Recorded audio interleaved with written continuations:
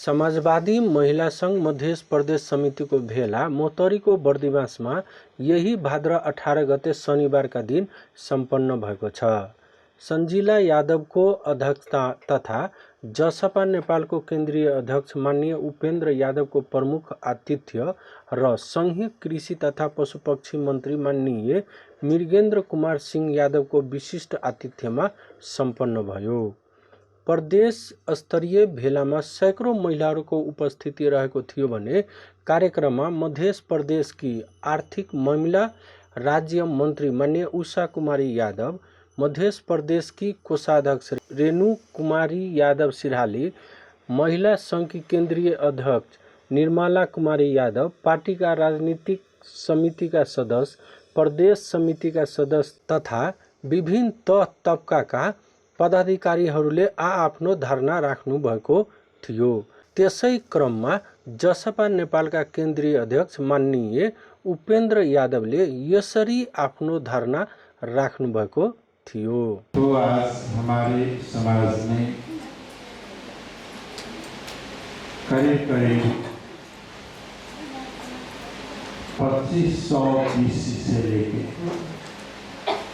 यानी लगभग 4000 वर्षों से जब इस समाज को वर्ण व्यवस्था में विभाजित किया गया, उसके उदय के साथ साथ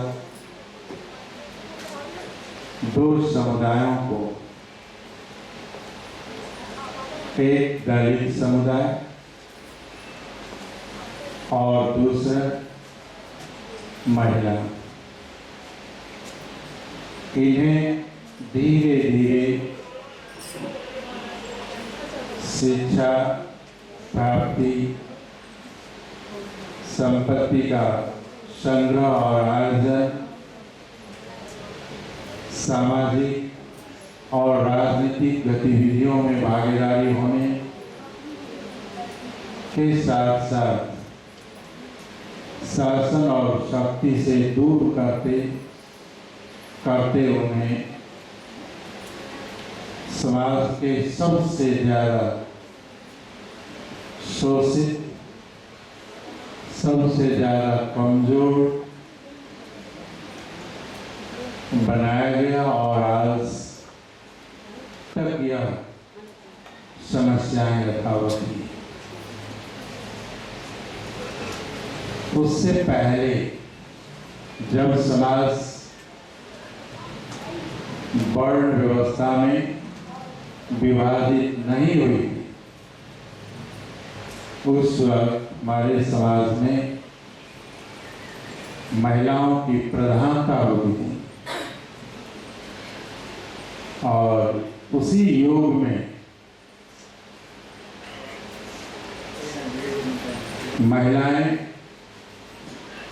शक्ति, शासन, प्रशासन और आर्थिक जो उस वक्त कारोबार हुआ उन सबों में महिलाओं का दखल पुरुष के तुलना में कुछ हद तक आगे है। इसीलिए हमें लगता है कि जो पुराण रचे गए उसमें महिलाओं की प्रधानता दी गई, आर्थिक प्रधानता और शिक्षा में प्रधानता और शक्ति यानी शासन शक्ति में प्रधानता और के प्रतीक के रूप में ही आज तक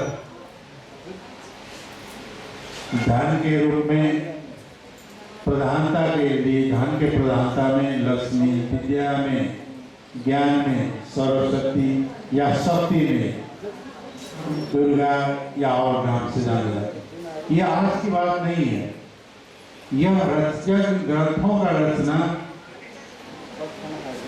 करीब करीब 4000 वर्ष की से ही शुरुआत हुई।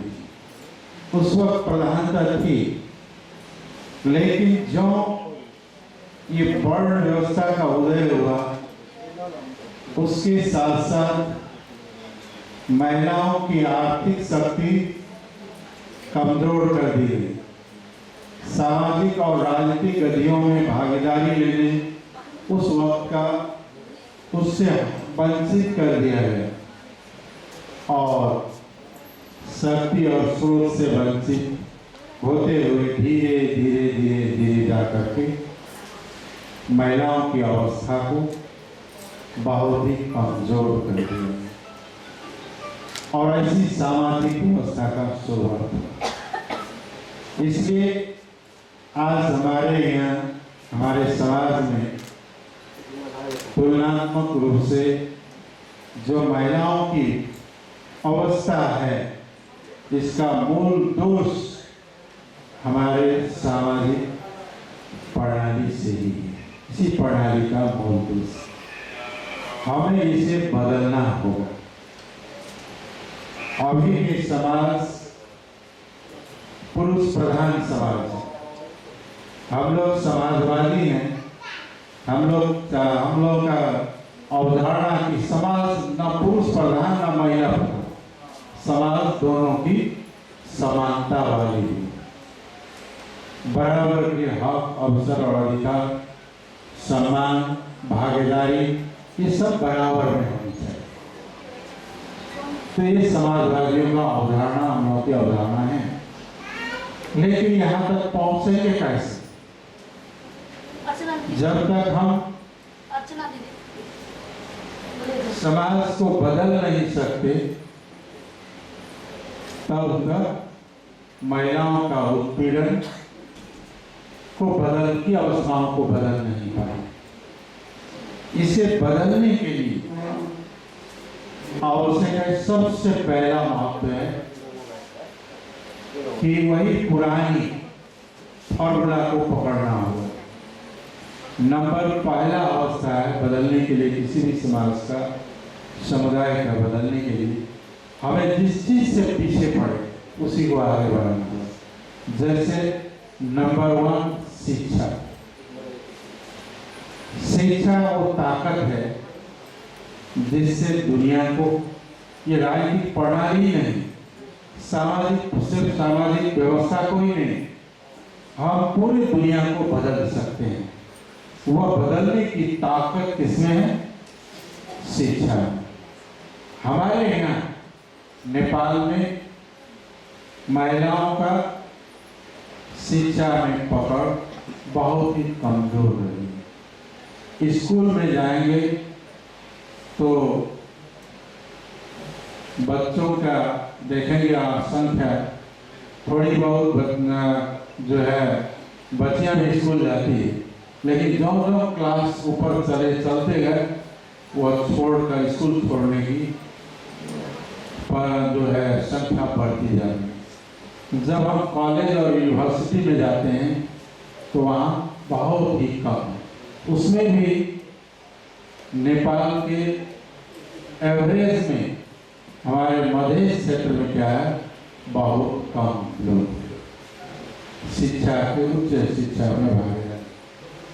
और जो शिक्षित भी हैं वो एजुकेशन भी जो है वह क्वालिटी का एजुकेशन नहीं है, वो स्तरीय शिक्षा नहीं है, जिससे ताकि वो अपने पैर पे खड़ी हो सके और मुल्क को, समाज को आगे बढ़ाए, नेतृत्वदायी भूमिका कर सके।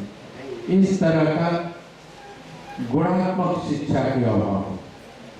इसलिए पहला हमारा प्रयास कि शिक्षा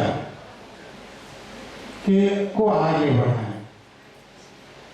हमारे समाज में सभी महिलाओं या कई युवा के साथ साथ युवतियां भी, सभी इस जो है अच्छी शिक्षा, तभी हम बदल सकते हैं। शिक्षा के साथ साथ अब रही करें क्या, तो शिक्षा के बाद जो है हमें शिक्षा का अर्थ चेतना भी है। चेतना के अभाव में कई तरह के यहाँ ये लैंगिक हिंसा या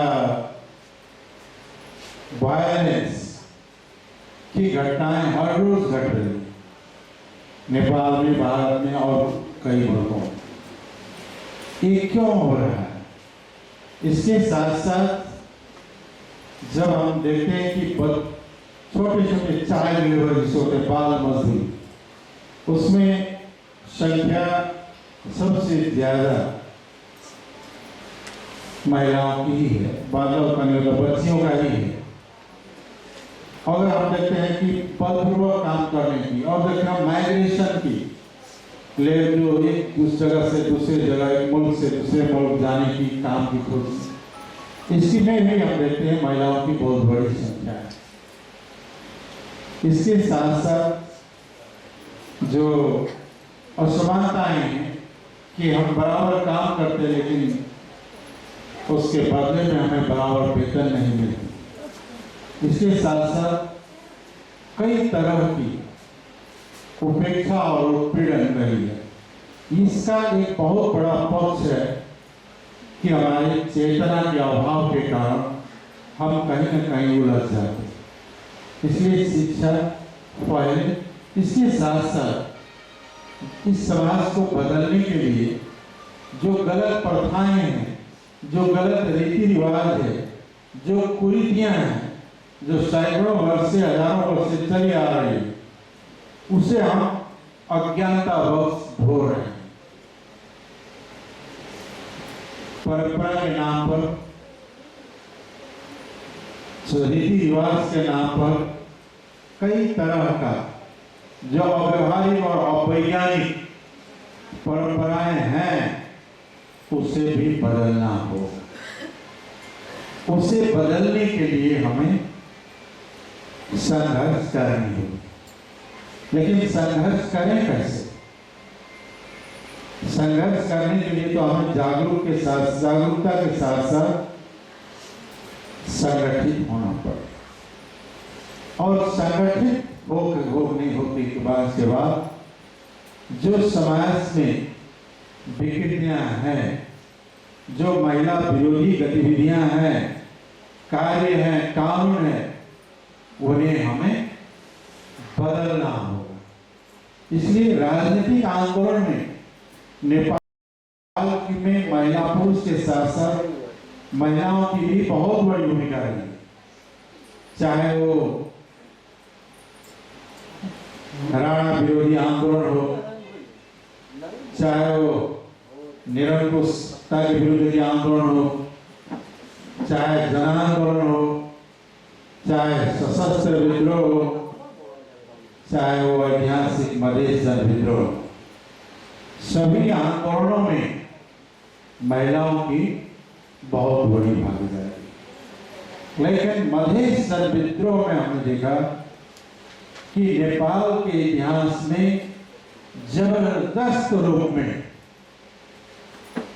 मधेश की महिलाओं ने हाथ में डंडे लेकर के जबरदस्त रूप में सड़क पे आए, जिसका कोई कल्पना नहीं किया गया। इसलिए मधेश आंदोलन बहुत छोटे समय में बहुत बड़ी सफलता हासिल करने का, बहुत छोटे समय 19-20 दिन लड़े, फिर 15-20 दिन लड़े, और बहुत छोटे समय के लड़ाई में बहुत बड़ी उपलब्धियां हासिल इसलिए संभव हुआ कि मधेश के महिलाओं ने जबरदस्त रूप से संघर्ष के मैदान में आगे बढ़े। यह इतिहास इसीलिए बदला गया।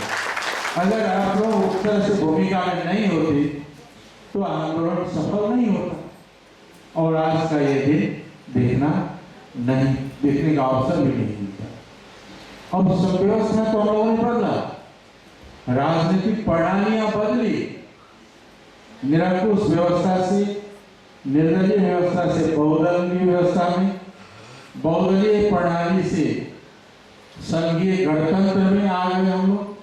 राजनीतिक व्यवस्था तो बदली, लेकिन जिस तरह से राजनीतिक व्यवस्था बदली, सामाजिक व्यवस्था नहीं बदल पाया। समाज में आज भी महिलाओं की उपेक्षा, भेदभाव, असमानता और भी कायम ही। लेकिन इसमें एक चीज बड़ी ताजुब की है कि महिला के द्वारा भी महिला प्रताड़ित है हमारे समाज में। यहाँ पुरुष की बात करते हैं, पुरुष से ज्यादा तो हमने मायने को देखे, है ना? जो बहू है वो सास से प्रताड़ित है ना? ज्यादा बेटी हो गई तो माँ से प्रताड़ित है। तो ये क्यों है? ये अज्ञानता के कारण है, ये शिक्षा के अभाव के कारण है। तो ये इसमें शिक्षित होना, और दूसरा है कि हम संगठित हो। महिला समाजवादी महिला संघ को हम अगर हर गांव हर घर में ले जाएंगे तो हमारी ताकत बढ़ेगी। और जो सामाजिक बुराइयां हैं, जो महिलाओं के साथ भेदभाव असमानताएं हैं, इनके विरुद्ध में हमें खड़ा होना होगा, तभी जाकर के समाज को हम बदल सकते हैं। नहीं तो क्या है, वह राजनीतिक बदलाव तो होता रहेगा लेकिन सामाजिक बदलाव नहीं होता। और अधिकार में बराबरी के अधिकार हो, चाहे वंश में हो या अंश में हो, यानी संपत्ति में हो या बराबरी की जो बात हम करते हैं, लेकिन वो बराबरी होगा कैसे? जिसके पास अधिक है वो छोड़ने वाला नहीं, जिसके पास सारा ताला चाबी है वो आसानी से देने वाला नहीं। तो इसके लिए हमें क्या करनी होगी? संगठित होकर अपनी आवाज को आगे बुलंद करना ही होगा, तभी हम कर पाएंगे। इसके लिए राजनीति बहुत बड़ी अस्त्र है। शिक्षा और के साथ साथ राजनीति में अब हम लोगों ने मधेश आंदोलन के दौरान और विभिन्न आंदोलन के वक्त में राज्य से समझदारी किया और संविधान में व्यवस्था की गई कि हर क्षेत्र में महिलाओं का कम से कम 33% भागीदारी हो। और यह शुरू भी है। राजनीति प्रतिनिधित्व में आज बहुत सारे यहाँ माननीय लोग हैं। आज जितने माननीय लोग जनता समाजवादी पार्टी के हैं, पहले इतना माननीय लोग पूरे देश में भी नहीं हुआ करते थे। महिला एक आध महिला हुआ करती, आज ये संख्या बढ़ी है। आज स्थानीय तो प्रदेश और संसद में महिलाओं की भागीदारी 33% से बहुत ही ज्यादा है टोटल जो आ गया। ये तो आपके आंदोलन का देन है। लेकिन जब हम चाहते हैं शिक्षा के क्षेत्र में तो वहां बहुत ही कम है। जब हम जाते हैं प्रशासनिक क्षेत्र में तो वहां भागीदारी बहुत कम है। जब हम उच्च ओहदा में जाते हैं तो बहुत कम है। जब हम मुल्क के सुरक्षा निकायों को देखते हैं तो वहां भागीदारी नामात्र है। इसलिए सभी क्षेत्रों में भागीदारी के लिए समस्या कहाँ है? तो हमें अच्छी शिक्षा का अभाव ही समस्या है। और हम लोगों ने देखा कि बहुत सारे मुल्क हैं जहां पार्लियामेंट में महिलाओं की संख्या अच्छी खासी संख्या है, लेकिन शासन प्रशासन में वहां भी कम है। फिर भी नेपाल में राजनीति में प्रतिनिधित्व जो है महिलाओं का, एशिया में कोई भी देश की तुलना में सबसे अधिक है। भारत जैसे विकसित देश में केवल 12% ही संसद में महिला है, 12%, जबकि हमारे यहाँ 33% से। आपको अमेरिका में नेपाल से कम है। अमेरिका में 23% ही महिला की भागीदारी देखेंगे।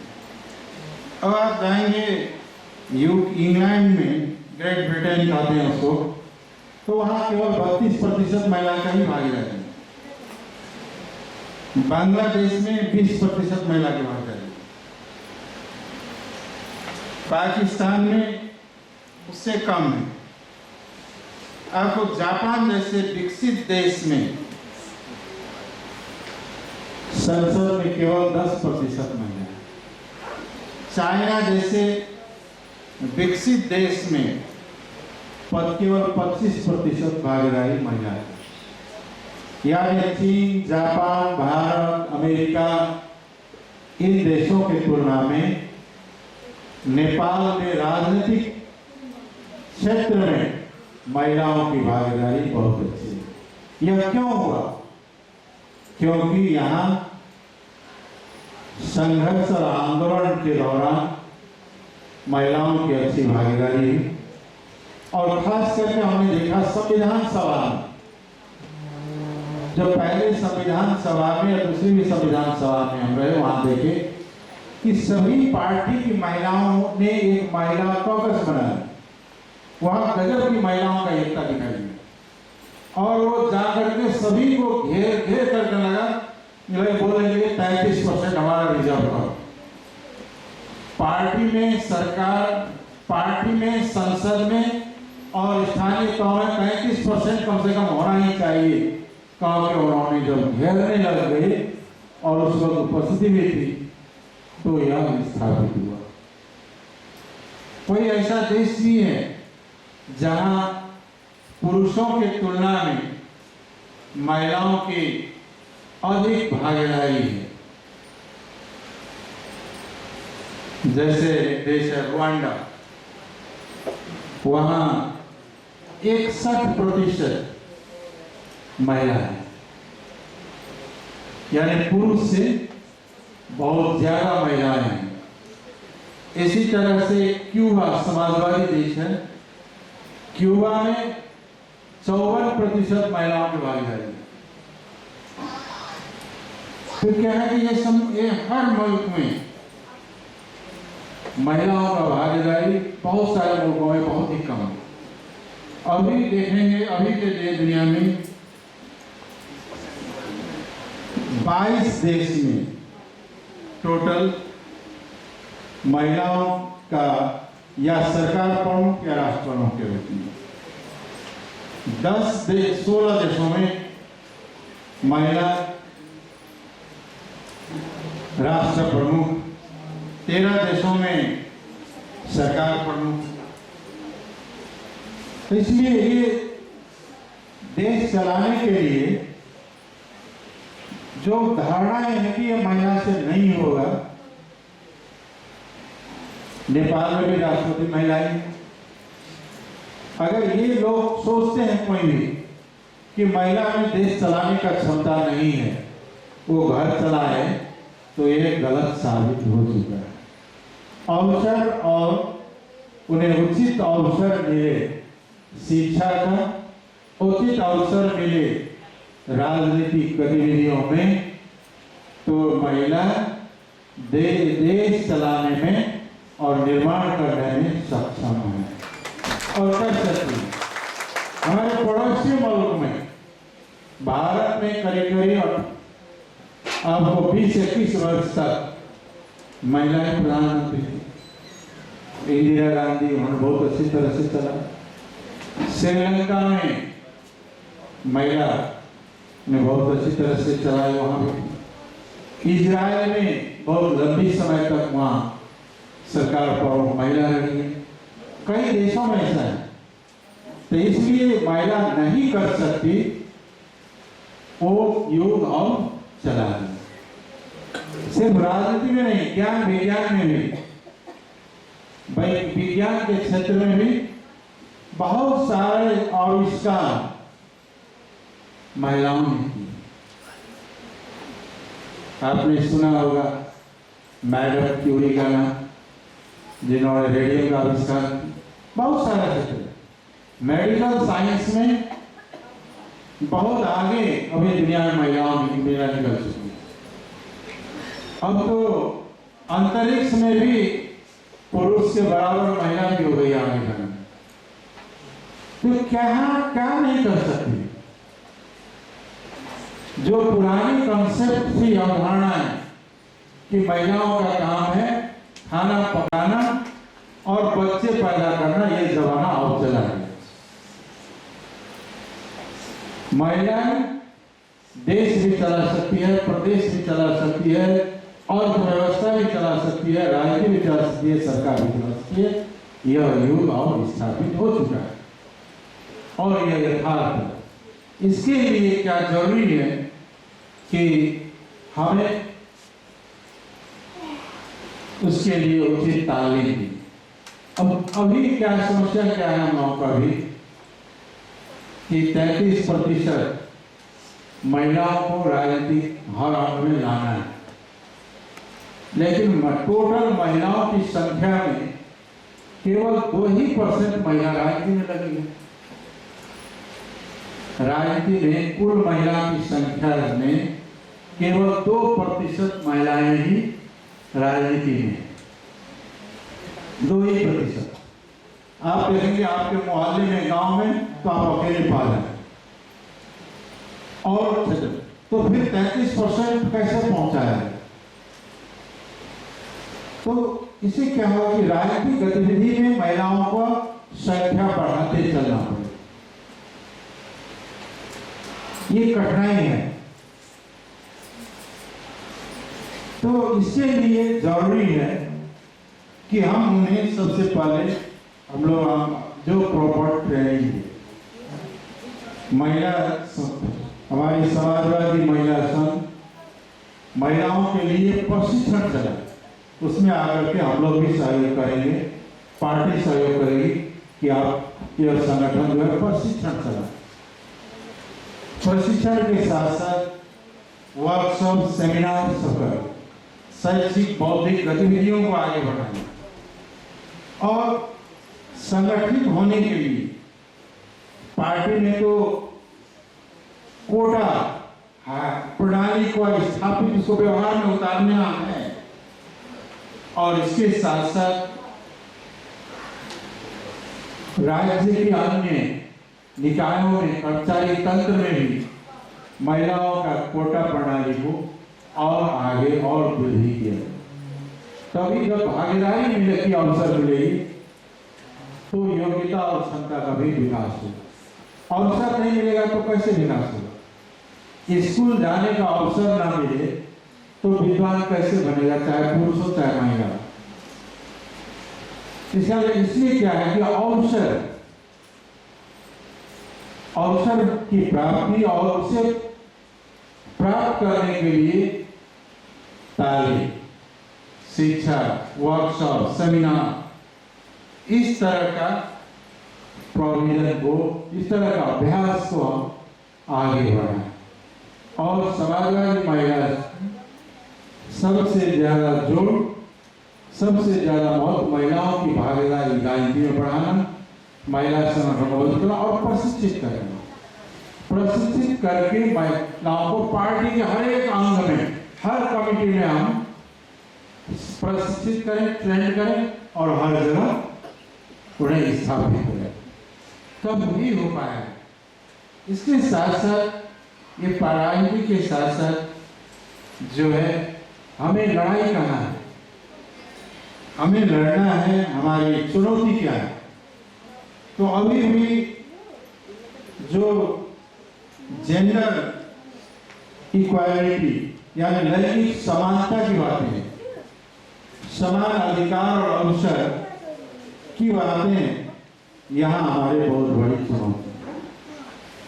ये जो विगत से विरासत में हमें असमानताएं और विभेद पूर्ण समाज का निर्माण होते आगे बढ़ा, इसे तोड़ना है, इसे बदलना बहुत बड़ी चुनौती है। दूसरी चुनौती है कि इस परिवर्तन का, समाज बदलने की परिवर्तन का नेतृत्व संभालने के लिए सक्षम महिलाओं का निर्माण करना, निर्माण यानी विकास करना, नेतृत्व का विकास हमें करना होगा। उसे शिक्षा और तालीम के जरिए, उसका स्किल डेवलपमेंट के जरिए ये विकास की जरूरी यहाँ है। और राजनीतिक क्षेत्र में भागीदारी तभी हम बढ़ा पाए, और अवसर में महिलाओं का आरक्षण, महिलाओं के लिए विशेष व्यवस्था अवसर में और अधिक होनी चाहिए। जब और तालीम होगी, शिक्षा होगा, हम सक्षम रहेंगे और अवसर को प्राप्त करेंगे, तो यह विभेद और असमानता धीरे धीरे वो खत्म हो जाए। तो हम एक ऐसा समाज का निर्माण कर पाएंगे जहां ये महिलाओं के और पुरुष के बीच में जो असमानता और विभेद है वो पूरी तरह खत्म है। कई मुल्क में संसार का खत्म हो चुका है, बहुत कम देशों में बाकी रहा है, बहुत कम देशों में यह विभेद बाकी है, बल्कि दुनिया से अब समाप्त होते चला गया। और उनके अधिकार के लिए जो अंतर्राष्ट्रीय जगत में या राष्ट्र संघ में जो महिलाओं का अधिकार निर्धारित किया गया है, महिला अधिकार का पूर्ण प्रत्याभूति कराने के लिए नेतृत्व का विकास, पहले असमानताओं को दूर करना, नेतृत्व का विकास, अवसर में भागीदारिता और अंतर्राष्ट्रीय मापदंड के आधार पर महिलाओं के अधिकार का स्थापना, ये हमारे सामने बहुत बड़ी चुनौतियां हैं। इन चुनौतियों का सामना करते हुए हमें सामाजिक बदलाव के साथ परिवर्तन को आगे बढ़ाना, इस परिवर्तन का नेतृत्व में दायी भूमिका में हमारे महिला संघ जो है, समाजवादी महिला संघ, उनकी बहुत बड़ी भूमिका हो, अग्रणी भूमिका हो और नेतृत्वदायी भूमिका, तभी यह संभव हो पाएगा, नहीं तो ये संभव नहीं हो पाएगा। और राजनीतिक क्षेत्र में विकास करना ही होगा, राजनीति में आना ही होगा। इसके साथ साथ अब ये 2030 को, अभी हम 8 साल के बाद राष्ट्र संघ ने 2030 को जेंडर इक्वालिटी एजेंडा है, यानी 2030 तक में राष्ट्र संघ का योजना है कि ये लैंगिक असमानता को खत्म करे, महिलाओं के साथ हो रही भेदभाव और हिंसा को 2030 तक में समाप्त करने का अभियान राष्ट्र संघ ने चलाया। तो हम चाहते हैं कि हमारे महिला संघ भी 2030 को टारगेट बना के चले कि नेपाल में होने वाली महिला हिंसा, चाहे घरेलू हिंसा हो, विभेद हो, असमानताएं हो, हम भी 2030 तक अंत करने के लिए लड़ेंगे, आगे बढ़ेंगे, तभी हमारी योजना के साथ आएंगे। योजना बनाएगा, गाँव गाँव चलाएगा, बेटे को पढ़ाते हैं, बेटियों को भी पढ़ाओ, दोनों को समान शिक्षा दो, दोनों को संपत्ति का अधिकार दो, दोनों को जो है सामाजिक राजनीतिक गतिविधियों में आगे बढ़ने दो, दोनों को उद्योग धंधा व्यवसाय में आगे बढ़ने दो, तब ना जाके ये खत्म होगा। इसलिए इसके लिए महत्वपूर्ण है कि दूसरी विकृतियों को भी याद करना हो। बाल विवाह, जबरदस्ती विवाह, कई हमने देखा गांव में, खास करके गरीबों में और दलितों, दलित महिला डबल शोषण में, गैर दलित महिला 2 तरह का शोषण में है, एक राज्य के द्वारा शोषित और दूसरा पुरुष के द्वारा भी शोषित है। इसमें कोई हिस्सेदार नहीं बनी, लेकिन दलित महिला 3 तरह से शोषित है, राज्य के द्वारा भी, पुरुष के द्वारा भी और समाज द्वारा भी दलित होने के कारण समाज में जीना बहुत मुश्किल है। ये 3 तरह का शोध पीड़न है और दलित महिलाओं और ज्यादातर कई जगह दिखा गया वैसे तो महाभारत भी काल से गलत प्रथा का शुरू हुआ। जुआ खेला पुरुष ने और हारना पड़ा महिला, बंधक बनाया गया महिला। ये वहीं से गलती हुआ है और वो आज भी देखिएगा कई जगह देखते हैं ऐसा घटनाएं कई बार अखबार में पढ़ने को मिलता है कि पुरुष ने ऋण लिया, ऋण खाया, चुकता नहीं किया, हमारे बेटी से थोड़ा ब्याह कर दीजिए। अब क्या है 60-70 वर्ष के बुढ़वा पति और 15-16 वर्ष के लड़की है शादी वो इस तरह की विकृतियां हैं। तो बाल विवाह और स्कूल नहीं पढ़ाने के विरुद्ध अभियान चलाए हम। दूसरी विकृति है ये दहेज का विकृति, तो पुरुष को झेलना नहीं पड़ता, वो महिला के ऊपर ही पड़ता। इन सारी तरह के। दूसरी है एक और चीज जो हम लोग जानबूझ के अज्ञानता में लाते हैं, वो धर्म के नाम पर, रीति रिवाज के नाम पर हम लोग अनावश्यक रूप से कई तरह का बोझ ढो रहे हैं। इसमें भी विचार करना हो किन बोझा को ढोया जाए जो जीवन के लिए उपयोगी है, कौन सा जीवन के लिए उपयोगी नहीं है, इसमें देखना ही पड़ेगा। अब युग बदल चुका, ज्ञान और विज्ञान का युग है ना। आप लोग देखते हैं हम कई बार 3 दिन 4 दिन महिलाएं भूखे रह करके उपासना करती है, फिर भी दमन सहती है। हम लोग तो कभी भूखे रह के उपासना नहीं करते हैं, पुरुष लोग है ना। अगर उससे कुछ प्राप्त होता तो हम लोग भी करते ना। पुरुष लोग भी तो उपासना रहते ना, 3 दिन 4 दिन भूखे रहते ना। धर्म तो उनको भी चाहिए था ना, लेकिन ऐसा नहीं करते। इसलिए नहीं करते हैं हम कि हमें मालूम है ये करके होने वाला नहीं है, इसलिए हम नहीं करते हैं। हाँ, मतलब अपना संस्कृति को छोड़ दे ये नहीं कहते हैं। संस्कृति और धर्म अलग चीज है, लेकिन धर्म के नाम पर जो नारी विरोधी प्रथा है, चलन है, रीति रिवाज है, उसे तोड़ के फेंक देने से